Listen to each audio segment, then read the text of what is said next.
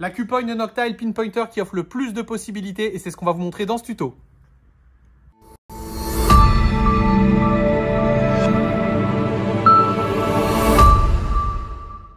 Je vais vous présenter les réglages de l'Acupoint. Donc déjà, vous avez ici la petite protection, vous la laissez tout le temps et vous pouvez gratter le sol. Alors la conception, elle est vraiment très intéressante puisque tout se contrôle grâce à l'écran et à un seul bouton. Alors pour l'allumer, c'est très simple. On reste appuyé 2 secondes. Ça y est, c'est fait. Alors regardez, vous avez l'écran qui est là.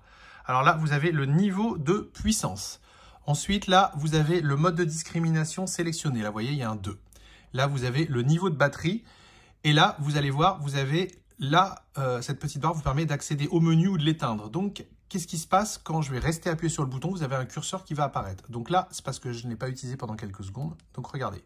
Là, si je reste appuyé et que je vais jusqu'au bout, eh ben, j'entre dans les réglages. Et après, pour aller d'un réglage à l'autre, eh bien, on appuie sur le bouton.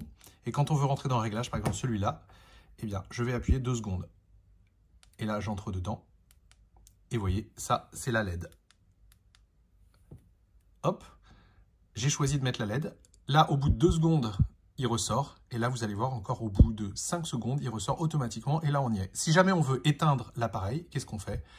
Eh bien, au lieu de laisser le curseur aller jusqu'au bout dans les réglages, il suffit que le curseur aille dans la barre rouge, regardez. Hop, là on y est, c'est bon. Et on relâche à ce moment-là. Et ça y est, le détecteur est éteint. C'est très malin comme conception.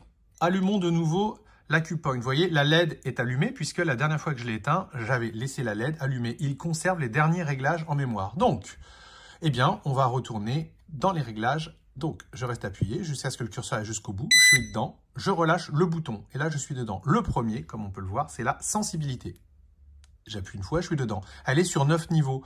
Plus vous allez augmenter la sensibilité, plus le pinpointer eh bien, ira profond. Pour l'augmenter, vous voyez, j'appuie. Et quand j'arrive au bout, une nouvelle fois, ça revient au bout. Je vous conseille de laisser sur 7, c'est le niveau d'usine, c'est bien. Et si vraiment vous voulez gagner en profondeur, vous mettez 8 ou 9. Mais sur un pinpointer, ce n'est pas vraiment utile. Donc, vous mettez 7.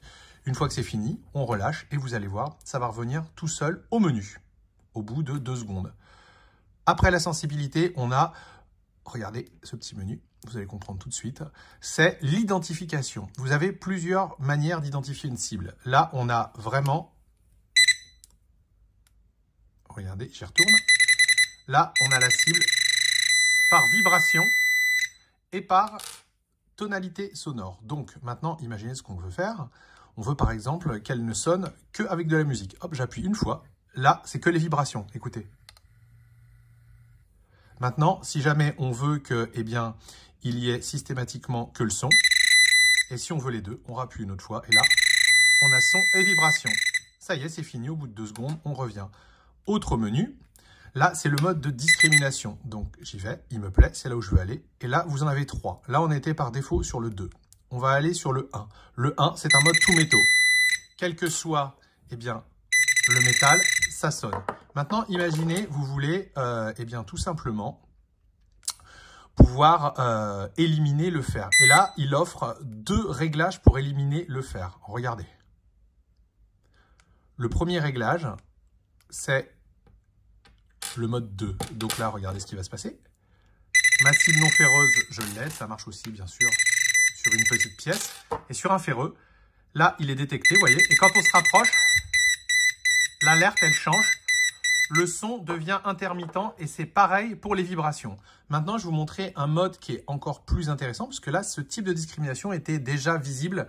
C'était déjà dispo chez les Profine 35 et 40 de Mindlab. Mais là, Nocta a fait plus fort, regardez bien. Donc, je retourne dans les réglages. Hop, hop. Et là, maintenant, ce que je vais faire, je vais sélectionner le mode Ferrous Off qui veut dire élimination des ferreux. Là, c'est vraiment une discrete. Regardez, je l'ai sélectionné. Et là, regardez, on a toujours notre pièce. Notre bague, pas de problème. Et là, regardez le fer.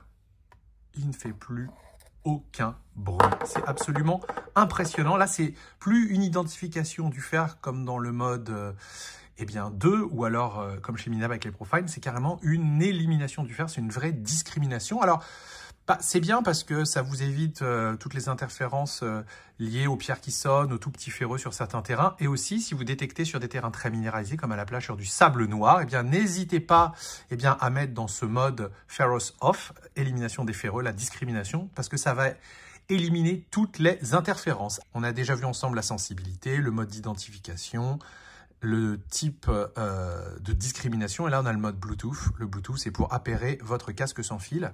Alors, vous pouvez appairer le casque sans fil Nocta nouvelle génération, hein, celui des Simplex LT, BT, Ultra, des nouveaux légendes et également des scores. Mais vous pouvez également mettre n'importe quel casque Bluetooth du marché, qu'il soit normal ou faible latence, la norme aptX.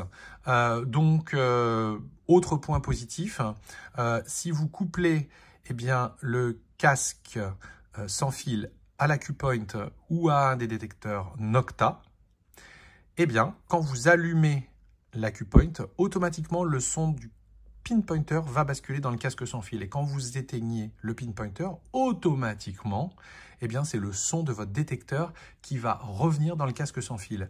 Alors, si vous utilisez le casque Nocta, ça fonctionne sur tous les légendes, les scores et les derniers simplex. Maintenant, si vous utilisez un casque d'une marque concurrente ou de n'importe quel casque Bluetooth, ça va fonctionner très bien. Le basculement du détecteur au pinpointer, ça fonctionnera très bien sur les nouveaux simplex, les BT et les Ultra, ainsi que sur les scores. Par contre, sur le légende, ça ne fonctionne pas, le basculement. Donc, si vraiment vous avez un légende, on vous conseille quand même le casque Nocta qui, de toute façon, est livré avec la plupart des légendes. Maintenant, passons aux autres menus. Alors, retournons. Alors, après le mode Bluetooth, là, on a le décalage des fréquences. Vous avez 3 fréquences. Vous voyez, quand j'appuie sur le bouton, c'est soit l'une, soit l'autre. Ça, c'est si vous rencontrez des interférences électromagnétiques, par exemple avec un autre détecteur de métaux, vous appuyez là-dessus et vous décalez la fréquence. Et ça vous aidera en fait à ne plus avoir de faux signaux dans le pinpointer. Ensuite, on a la LED, vous l'avez vu, on l'a allumé tout à l'heure. Alors c'est simple, j'y retourne, vous voyez, et là je vais l'éteindre. J'appuie une autre fois. Quand je l'éteins, vous voyez, bon, c'est très facile. Donc ça y est, j'ai éteint ma LED. On attend 2 secondes, ça revient au menu. Là, c'est le volume du haut-parleur, donc on y va. Le haut-parleur, vous avez 2 niveaux, fort, donc fort, et faible. Faible, fort. Donc on va le laisser en fort. Le haut-parleur est ici. Quand vous allez nettoyer votre AcuPoint, ne mettez pas d'aiguille ici parce que ça pourrait percer le filtre et l'étanchéité. Tout simplement, vous le rincez à l'eau claire. Et par exemple, vous pouvez parfois avoir de la terre, des choses comme ça. À l'eau claire, ça part. N'oubliez pas que le pinpointer est étanche à 3 mètres. Et si vous allez plonger, surtout vérifiez bien que ce petit capuchon ici, il est bien vissé. Sinon, vous allez avoir des problèmes.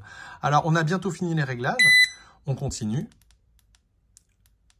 Alors, là, c'était le volume sonore. Maintenant, on a le rétroéclairage. Alors, là, c'est pareil. Hein. Là, on a un bel écran. Et là, il est beaucoup plus faible. Vous voyez, bon.